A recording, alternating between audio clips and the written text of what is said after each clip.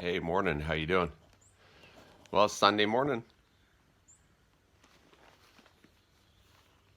Seems like every time I do this, I say, well, it's Sunday morning. You think this is like that movie Groundhog Day? Every day's just repeating itself? Nah, probably not. Anyway, heading out for a ride. Sunny day, kind of cool. It's like maybe 40 degrees right now. It might warm up to about 48 or 49 later today, but we're dressed for it. Gonna head north up into the mountains. I'm not gonna do a video like a moto vlog thing. The last time it didn't work out so well. All shaky and stuff like that still. And really, I thought about it, and why do you want to sit there and watch me going down roads for 15 minutes or 20 minutes of your time? Like, boring as sin. So anyway, I figured I'm going to head north up through Whistler. Whistler, BC is where we had the 2010 Winter Olympics. And anyway, going to head up there, go a little bit north of Whistler. So we're looking at probably, I don't know, it'd be about 2.5 hours if I just headed straight there and didn't stop. But I'm going to stop along the way. There's a lot of sights. So when I stop when I see some nice spots, I'll stop and do a bit of video, and we'll see you at those spots. Okay, well, we're out of the city, and highway up there. On the highway heading out, so we beat all the traffic this morning. It's nice and early. Only about 45 minutes into our ride. Just pulled into this truck brake check area. Trucks have to check their brakes before they head into the mountains, do a brake check. And because I've had a couple of cups of coffee, we need to stop and use the facilities. So let's see the facilities. Yeah, well, you want to see inside? No, you probably don't. I'm going to hold my breath. Make this quick. Wow, that was just all kinds of nasty. Anyway, I'm going to plug in my heated vest. It's there's some clouds up there, and we're going to be on the shady side of the mountains this morning, so it's going to be cool. So I'll plug that in. There's quite a few bikes out already. A lot of bikes head up there. And because it's, kind of a mountain road, very twisty, turny, very scenic too. And a lot of guys head up and just rip around all the corners and all that stuff. And there's a few bikes going by. Those are bigger bikes. But anyway, I'm not into that, man. Guys say, oh, this is a real twisty, turny road and very technical, Yeah. It's technical. Slow down. Put your feet up on the highway pegs. Enjoy the view.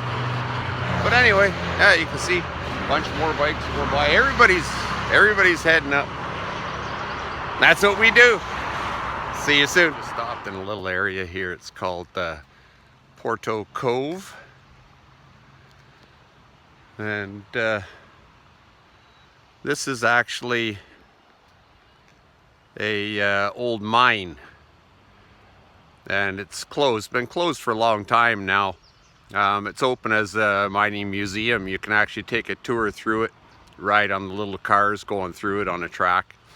Anyway, when it was in operation, it was the largest copper producer in the British Empire, so that's quite something.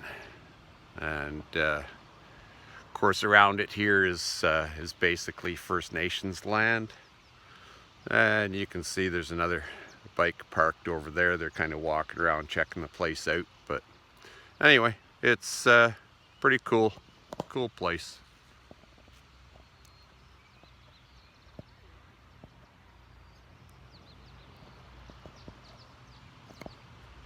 And on to the next stop. So just stopped at another park here.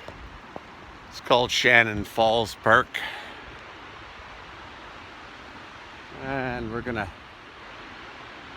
don't know if you can see it up there. Anyway, I normally don't walk up to places like this. I tell people I'm a driver, not a walker. Anyway, this is, it's a pretty nice park here, right by the road. And this is like the third tallest waterfall in North America, or some shit like that. I don't know. Anyway, we'll look at the plaque when we get there, and then we'll know for sure, right? Okay, here we are at Shannon Falls. And you can see up there, I don't know, I tried finding the plaque around here, but some time ago I heard this was like the third tallest waterfall in Canada or North America. I don't know, something like that. Anyway, it's nice. Wow. Look at this beautiful washroom facility. What does it say? Closed for the winter season. Go that way. And what is that way? Aha. More of these. More of these. So there's the falls there. I don't know.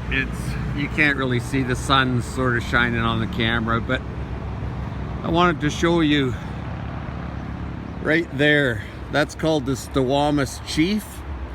And it's actually not a mountain. What it is it's called a monolith, and it's basically a solid chunk of granite. And you can see the face running down there. It's very popular with rock climbers, and I don't know how long it takes to climb up. It's a whole day thing, but sometimes in the summertime you'll even see them partially up there. You'll see a hammock strung up across there, and they've started late in the day and planned for it, and they string a hammock on the side of it and sleep there overnight. And I don't know, I guess each to their own, right? Anyway, it's only, oh, we're just on the north side of Whistler now, and you can see off in the distance there some of the ski slopes of Whistler. Still have snow on them. People ski up on the glacier right up on top there. It's a glacier. It stays snowy all year round. Lower part doesn't. But anyway, had a bunch of bikes following me here for a while down the road. And yeah, we're heading that way. About another half hour or so. A town called Pemberton, and stop for lunch. And then we'll start heading back. Anyway, that's the view. Awesome, man. Awesome day for a ride. Hey, well, we made it to our destination. A town called Pemberton, British Columbia. And we stopped in, bit of a snack, get a burger. And of course, gotta have the coffee. And this is basically what it looks like here. Yeah. So, this is about as far as we can go, actually. They've got us in our province is in a restricted travel until like May 25th, something like that. And they've got the province broken up into 3 different zones. So the zone that I'm in, which is Vancouver, we can go as far east as Hope, which is in the last video, did a ride to Hope. And we can go as far north as Pemberton here. And then you can't travel further than that unless you have some kind of business or something. And they actually have roadblocks set up, and they, you know, stop people and check, see where you live, what you're doing.